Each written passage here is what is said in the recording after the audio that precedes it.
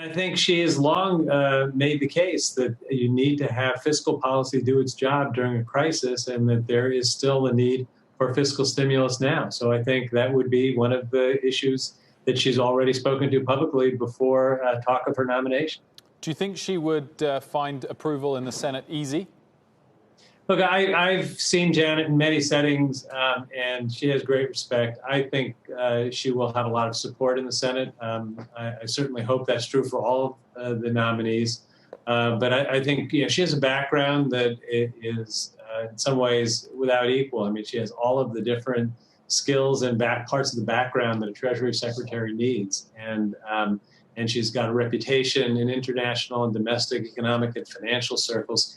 And she's an extraordinary teacher. I mean, she helps people understand the decisions that they have to make, even when it's very complicated technical issues. She makes it very easy to understand what your choices are and how to make the right decision. Secretary Liu, of course, you can't help but notice that the Dow topped 30,000 today, a remarkable rise from March, just a tremendous bull run since then. Throughout 2020, people have been pointing out just the tremendous disconnect between what's going on with the stock market and what's going on the ground with regard to the economy. What do you think the Treasury Department should be doing in order to bridge that gap? So I think the Treasury Department has to focus on the fundamentals in the economy, and markets make their own decisions with each of the actors responding on their own for their own reasons.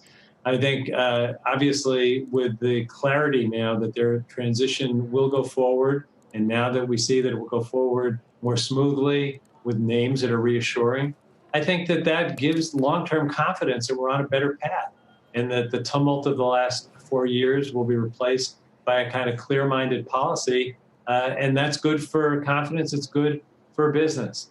I think what Treasury ought to have been doing and needs to continue to be doing is doing what it can to put the fiscal tools in place to deal with what's still a crisis. And I think that job is not yet complete. So, Mr. Secretary, if there are to be rebalancing effects coming out of Treasury for the broader economy and for society as a whole, is that something that doesn't come until the second half of a Biden administration? And which sort of taxes would go up in your eyes that you think would be the right ones? I certainly hope that step number one is more emergency stimulus. We have an economy that is heading into a bad few months because of the disease that is still not under control. With all the good news about the vaccine, the real relief won't come until spring, late spring or summer. That means that we have a long winter ahead.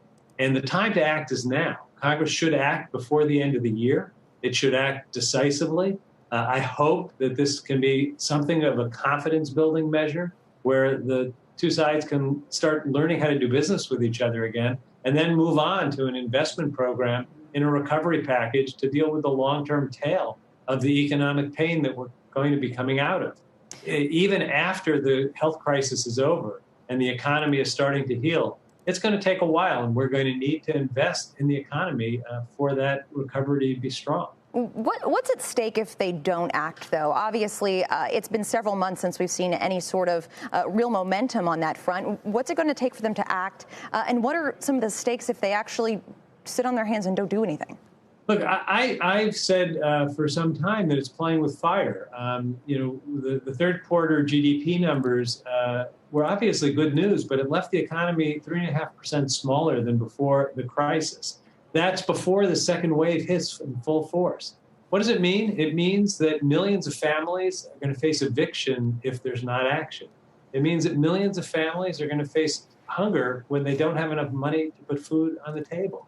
It means that state and local governments are going to run short on dealing with their regular responsibilities and the emergency requirements because they won't have gotten the assistance they need. And it means that small businesses won't get the lifeline so that neighborhood businesses like restaurants can make it to the other side. These things won't wait. If Congress doesn't act now, if they don't act before the end of the year, between now and February, a lot of damage will be done. And that damage can be avoided and must be. Shepard Smith here. Thanks for watching CNBC on YouTube.